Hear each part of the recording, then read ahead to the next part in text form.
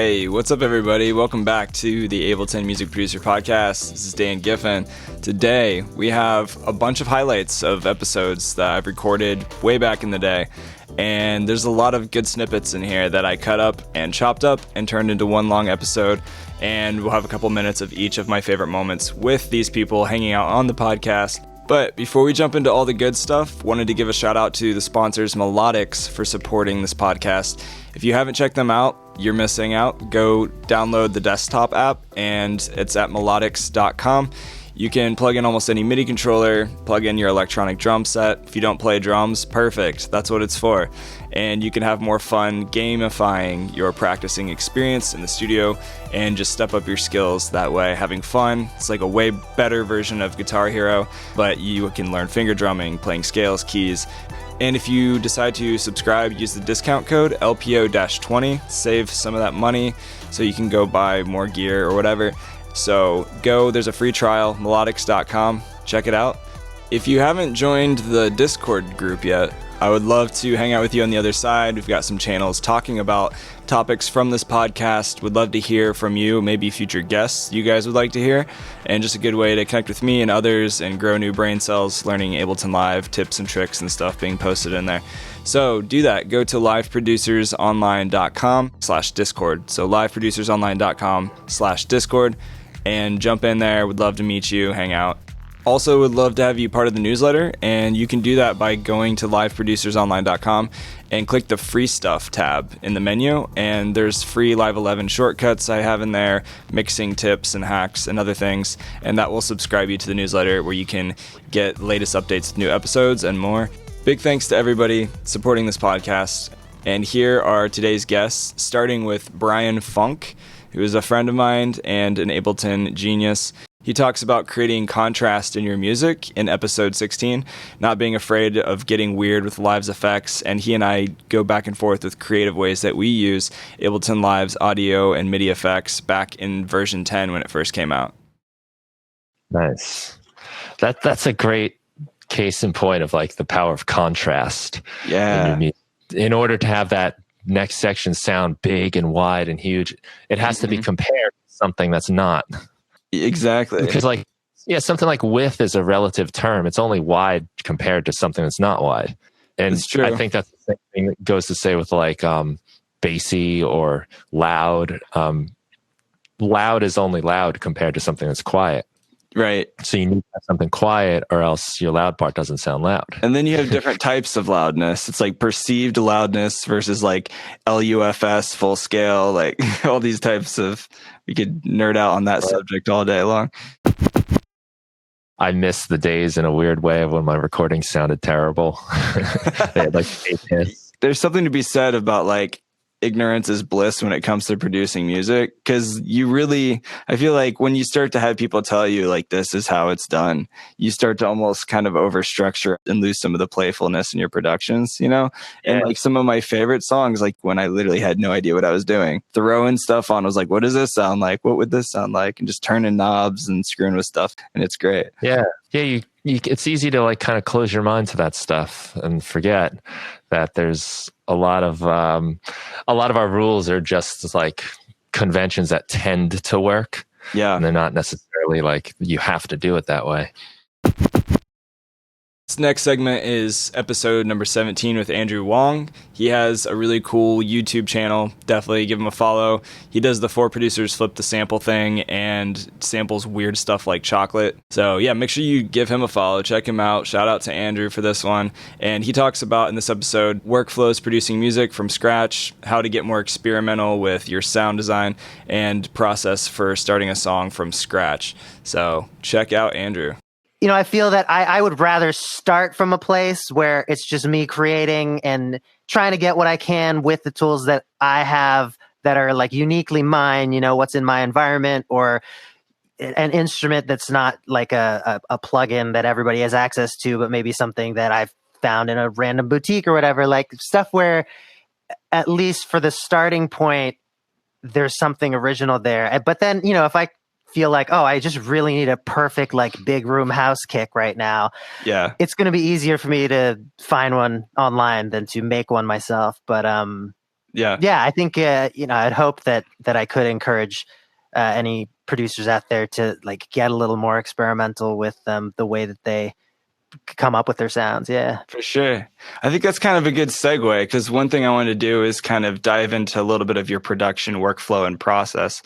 I know we tapped on a little bit earlier, like there is no one perfect way to like jump into a song every time, but if you had to kind of describe starting a song from scratch, like do you usually jump into the rhythm like the drums, or do you usually jump into like just grabbing like a random sample that you create and record? How is like your songwriting process as far as like getting started from the very beginning?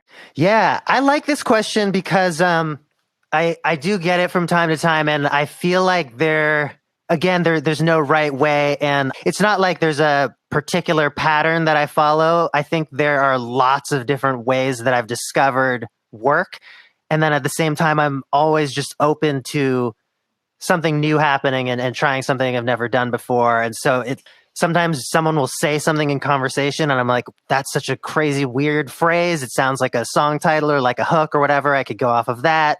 Or if you're messing around on an instrument, you find a melody you like, you find a chord progression you like, find a synth texture that you like. I feel like almost everything can be a starting point. Yeah. Like a bag of chocolate. yeah, anything that even just makes a sound sometimes, anything Right. could inspire you. I guess there are like a few things that tend to work better than others. Like if your goal is really like, I want to figure out like how I can make this track, like having some kind of end vision is always really good. Like, yeah, it's great to be very open and let things go where they want to go, but also at some point I think you have to be like, well, this is going to be a piano sonata, not gangster rap. And then that affects every decision that you make with it. But I don't know, or like I think if you're writing like songs, a melody and a chord progression, that's a really great place to start. It's easier doing that than going from a drum loop or going from, one thing I'll say is going from a melody to lyrics in general, I've found is easier than going from lyrics to a melody. Yeah, I don't know. I would totally agree with that. This next episode is with Laura Escudé. Shout out to Laura. Huge fan of the work that she does, and I was in her master track program a while ago learning playback engineering. So she is an absolute queen in the music industry of playback. She's a great person. She shares some music industry insights and how she's been successful programming live shows for some major touring artists. So check it out. So there's a couple things I also wanted to tap your brain on. In the video for the master track program in LA, you had some really cool things that I wrote down, and I'm going to quote you on this. Okay. You were talking about several myths of the music industry, and I found this really interesting. The first myth about the music industry is it's all about who you know. Just because you met some people and got your foot in the door doesn't mean you'll start landing gigs all the time. It's more so about the relationships you build, the communication, and the trust. Oh, absolutely. And that was good. That's worth going down in history books. And I kind of want to hear you expand a little bit on that. Yeah, definitely. It's cool that you're bringing this up now because I recorded that like a year ago and I'm like, what did I say? No, I mean, I absolutely think that, I feel like with my path and my career, like what I've been good at, besides music and tech is like just building relationships and communication. I think that's what, I pride myself on, as being really good at communicating needs for the artists and the clients and, what we can build together. And a lot of people think, oh, well, I got these skills. I'm really technical and really musical and, I've got all these skills, like they should hire me. But at the end of the day, you have to be in a tour bus with these people. You have to be in close quarters with these people.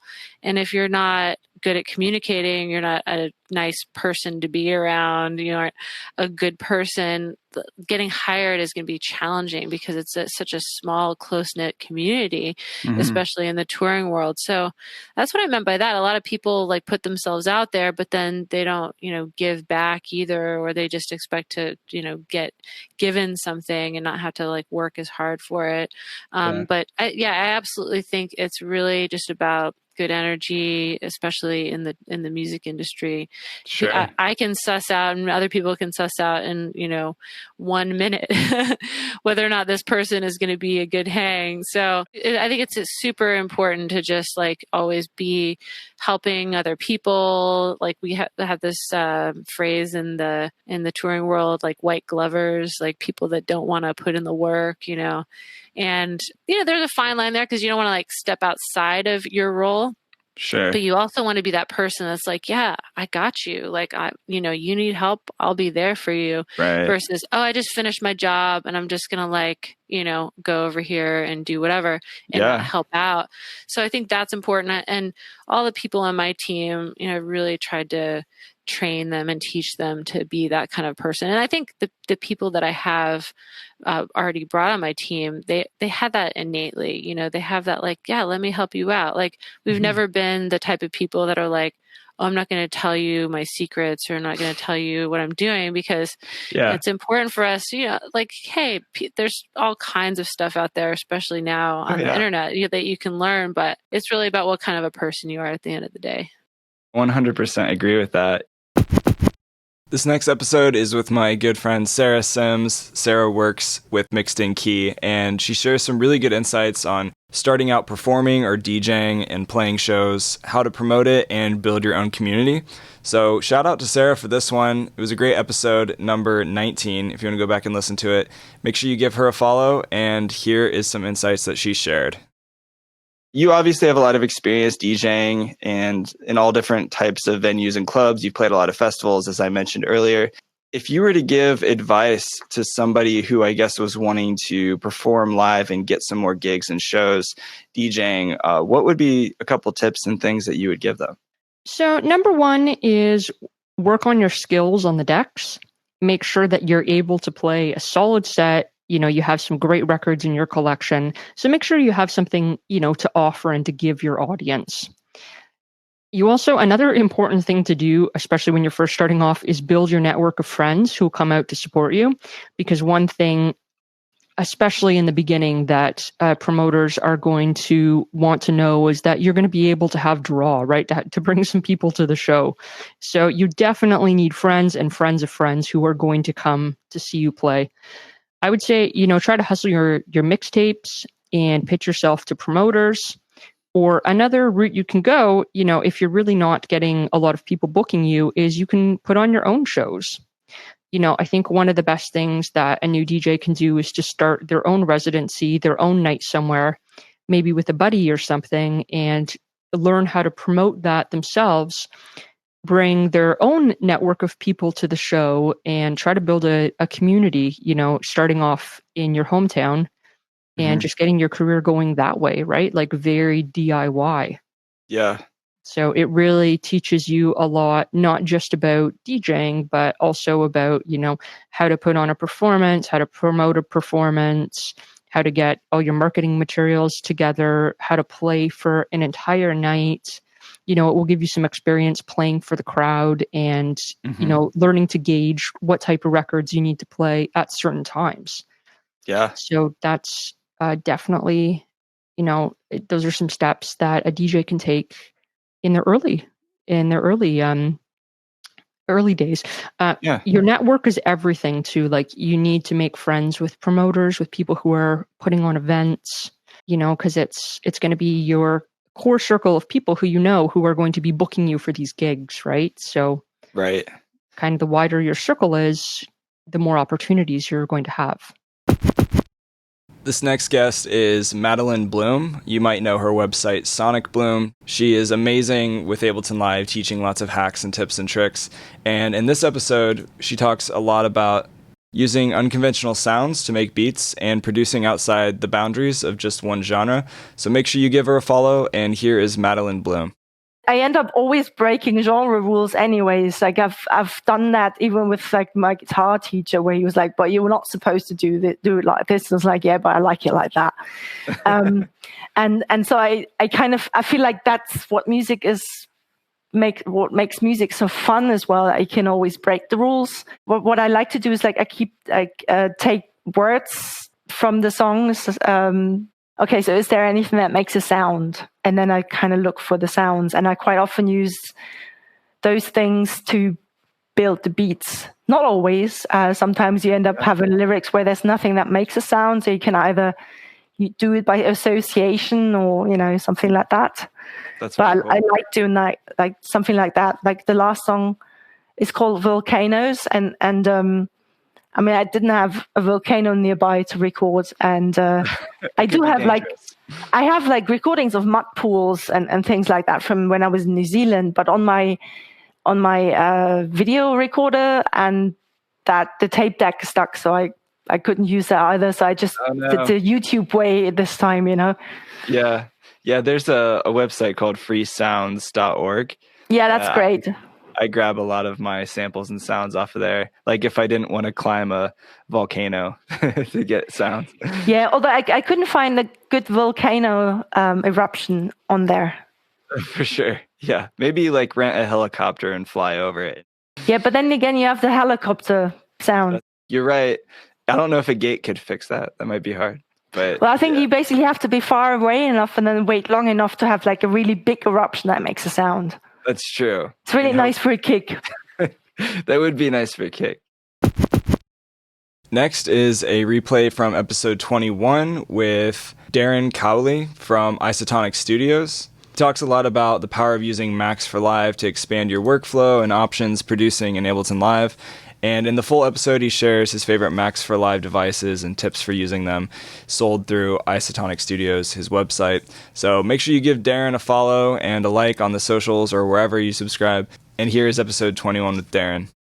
I think, to be fair, because of Ableton and the way that it's constructed, that it is a toolkit, it expands, it contracts, you can build it how you want.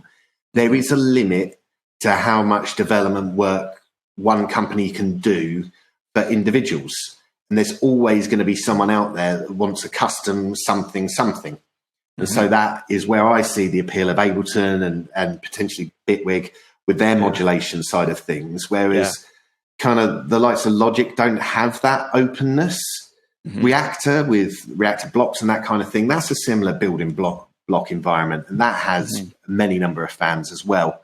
So I fell in love with it the first time I played with it, and now 5-6 years on, seeing how it's developed, it's now part of the core code for Live 10, so it's not a separate application that loads. A lot of the stability issues that were there in the days gone by have pretty much been solved. It has had a bad rep, because I think if you go on maxforlive.com, you've got thousands of devices, but they can be created by people that are just learning how it works. So you download it, try and use it, it doesn't work and it crashes live. Well, if I went outside and put petrol in my diesel car, that'd break it too. So it's kind of like, if you're looking to use Max for Live, use it.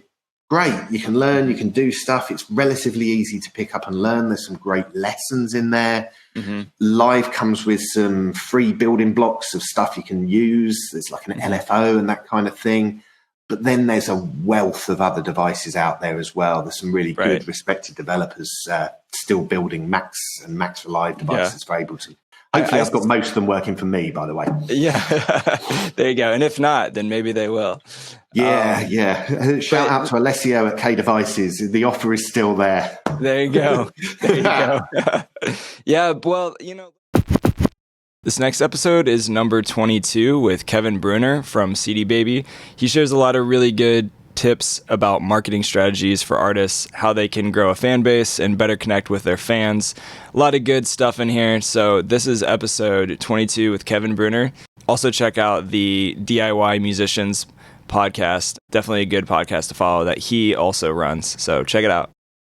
So let's just say somebody has released a couple singles, and it's on Spotify, it's on SoundCloud, it's all over the place. And they've started to get a little bit of attraction, but they really want to know how to grow their following and their audience online. So what are some tips you found to be really successful that you can share with our listeners? Well, the first tip I'd say is don't suck. That's a given. But it's very subjective too. So there's bands that I do not like, and I do think that about them, and they have a huge fan base. So who am I to judge? Yeah, that's true. That's true. So it is very subjective, but yes, you want to start with a quality product, at least something that somebody thinks is quality.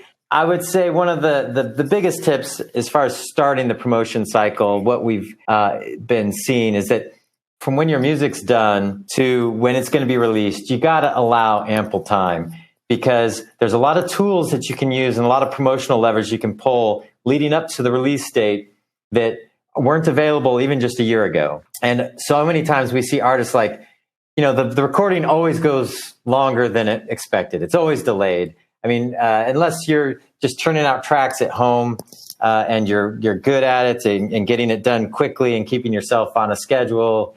When artists go into making like a record or an album, the majority of the time it takes longer than they expected. And then they start getting antsy, and then they're like, I just want it out now. And they throw it up and they want it live 2 days later. And we can do that for you, but you're wasting a lot of opportunity. So some of the things that are available to you is that Spotify has now opened up a playlist pitching tool inside of the Spotify for Artist account. Hopefully, if you've, in your scenario where you've released, you mentioned artists having released music, hopefully you've gone and claimed your Spotify for Artist account. If you haven't, you can do so directly in your CD Baby account by clicking a button and we'll connect it for you. In there's options of like pitching it to a playlist. And also you have the music in their system at least 8 days in advance. They will push it to everybody that follows you on Release Radar. So just by understanding how these platforms work, in that case, there's Spotify, Pandora has their own artist marketing platform, that you have opportunities to have your music pushed to more people. So beyond that, that platform is what it is. I would say we have a marketing platform called show.co. It's free. Yeah, I just tried my first ad on there, actually. I mean, it was like about 2 weeks ago, and I've seen a couple of results. But it is an interesting platform. Go ahead and explain it. Yeah, so there's the ad platform that you're mentioning is brand new. It's something we just added to it. But the platform, a lot of it has landing pages that are built around driving a very specific conversion point with your fans. So one of the most popular campaign right now is doing a Spotify pre-save. So it creates a landing page. You send your fans there. Offer them something in return for pre-saving the album.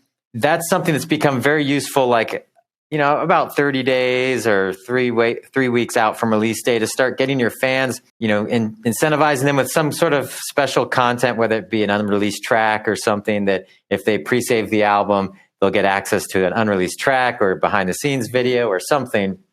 On day one, when the album is available, Spotify sees all these people adding it to their library on day one, because it adds it to their library automatically using show.co. And then that really juices the algorithm for Spotify and says, oh, there's all this activity around this album. We'll start pushing it into Discover Weeklies and Discover Dailies and all those different things that they have, or it can help make it surface on other playlists. So those are some of the promotional tools that's become a very popular one leading up to the release. And then there's some other options in there that help you build your Spotify following, or it's a great way to premiere a YouTube video that pulls away all the garbage that's on YouTube trying to distract your fans. But really, it's a matter of trying to think, what we think about in marketing is things in sort of a funnel, and that you're constantly trying to move your fans that are sort of just on the periphery, that are just slightly engaged. Maybe they saw you at a show and liked it, or they've listened to a couple tracks on Spotify. Yeah. Trying to take those people and capture new people and start getting them more and more engaged, whether following on Spotify, downloading it, or if they're still downloading, or buying merch, and trying to get them closer and closer. And ultimately, you definitely want to get their email address, because even if you're not using email, which I highly recommend email, it's still the most powerful way to get people to make a conversion. An email address is kind of like an online identifier. It's like our internet social security number. So it's like, if you've got someone's email address, then you can target them with ads on Facebook. You can Same with Instagram. You can email them. You can do a lot of things. And so really it's the idea of like, how can I keep moving people closer and closer and get them more in the fold? So taking them from just kind of a casual fan to a diehard fan, and what tools and things can I do to use and do to make that happen? This next segment is with Simon Haye. He is the live product owner at Ableton. And we had a good chat back in the day in episode number 23. He talks about all the things involved in the daunting task of rolling out new updates and features with Ableton Live. So this episode was recorded right after Live 10 came out. So he shares a lot of good insights on workflows, how internally Ableton works with releasing new features and updates. And yeah, check it out. This is episode 23 with Simon Haye. I speak on behalf of everybody, I think, as a big thank you for Ableton and making great products and constantly innovating and upgrading and updating, like Push and other new features. Whenever you're releasing new features, like we said, you have the task of deciding what actually goes into new live updates. So what's the process of actually making the developments into a reality with the team in Ableton? Sure. So yeah, as we briefly chatted about before you hit the record button, one of the hardest parts of my job is not in figuring out what to build; it's in like figuring out what not to build. So we get tons of user feedback, and it's really helpful for us. Some of it's challenging, like it really pokes at us, and it's definitely not always positive. And it's in trying to take some of this stuff as well as the positive feedbacks to learn about our strengths and our weaknesses, and to figure out what aspects of live we could improve. Yeah. I think there's a real art form in understanding what people are asking for, not in what they say directly, but kind of what's behind that, like what's the need behind that. And that's where a lot of the expertise of our team comes in. So we have user researchers and UX designers and UI designers who had the often not so easy job of going through a lot of feedback, and some of it relating to their own features, and taking people's criticisms on board, trying to understand how we could better these things, as well as taking on wishes for exciting new features, which is the more fun part of that job, and seeing what we could do there. So yeah, it was a lot of that. So I mean, I think from the announcement of Live 10, we were basically going through all this stuff constantly and refining things and tweaking things, and then we started to get to a bigger picture of what the next big free update could be for Live 10. Awesome. Could you give us an example of what that would look like with that process? Yeah, the new automation mode that we did in Live 10. So the change from Live 9 to Live 10 was that automation became its own mode. Yeah, that's beautiful. It really is. I'll pass that on to the team. Before that, like automation lived kind of on top of clips, and it would mean that you would accidentally interact with the automation when you're trying to move a clip and all this kind of stuff. It was a clear-cut improvement in our eyes. We were like, yeah, let's do this. This really makes sense. It would also pave the way for some cool new features we could do in the future. Let's go for it. And initially, we got quite mixed feedback. So some people were it was definitely polarizing. Some people were really happy with it. Other people like really hated it. I mean, oh no. There's something to be said about a change causing people to relearn a little bit how they work. Like there's this initial sensation of, oh, why the hell did you do this? Yeah. So I mean, this feeling definitely died down. I mean, the initial negative feedback we got died down. Some people still weren't happy, but we looked at the situation. We were like, what can we do to improve this? And the team did a great job of like looking at it and analyzing some stuff and trying to innovate on what we could do for automation. And they ended up coming up with all these really cool new features like the sketching and skewing automation, inserting automation shapes. So really taking advantage of this new mode and taking it to a whole new level. So the whole thing just feels like a really nicely rounded package now. Yeah. And it's awesome. Even just looking at the announcement video that the team did where they like skew the automation and flip it over itself. In my mind, it was like, I don't even know what that sounds like, but I want to try it because it just looks cool.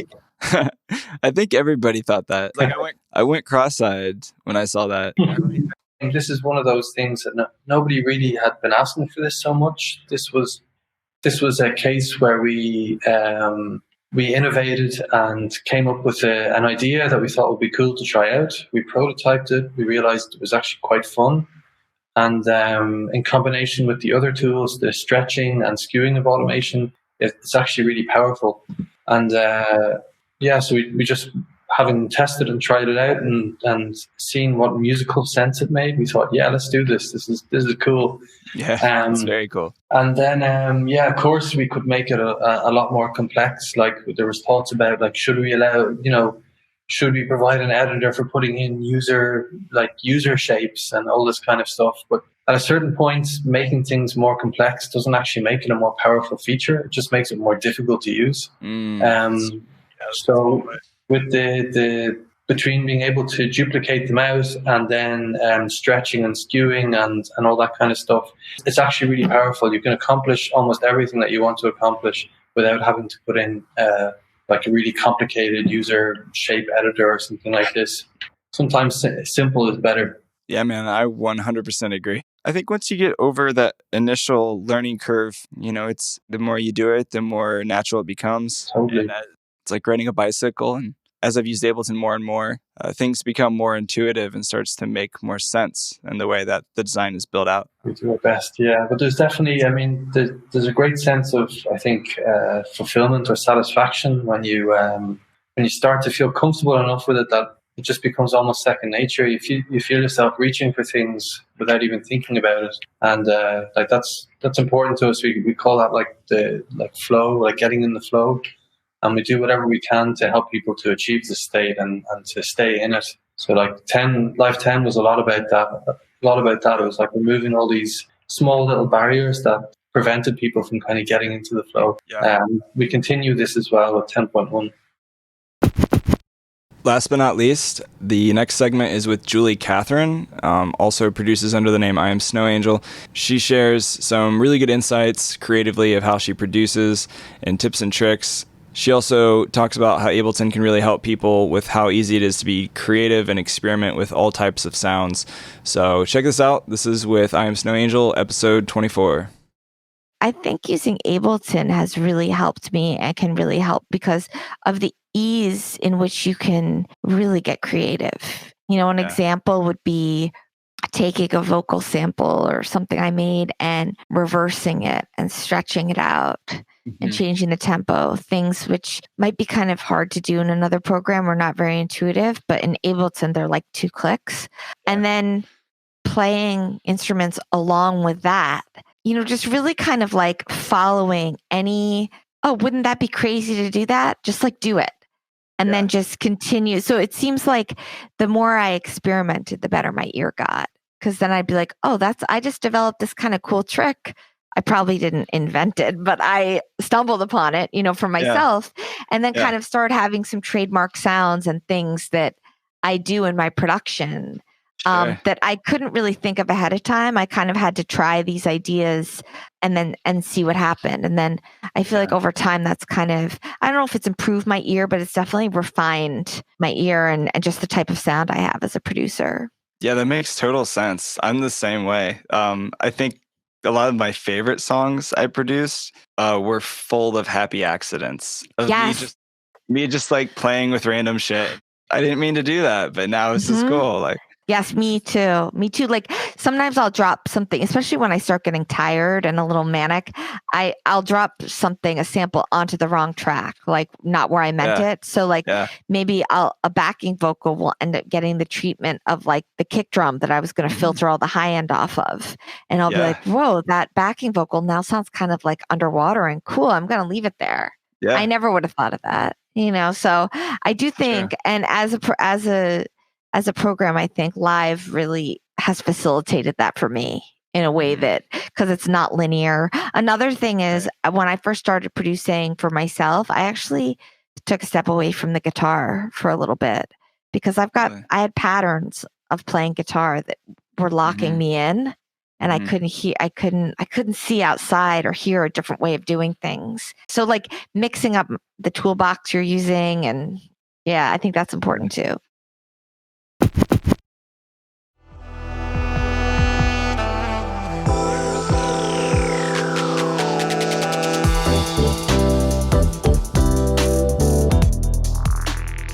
Yo, hope you guys have enjoyed this recap from the podcast.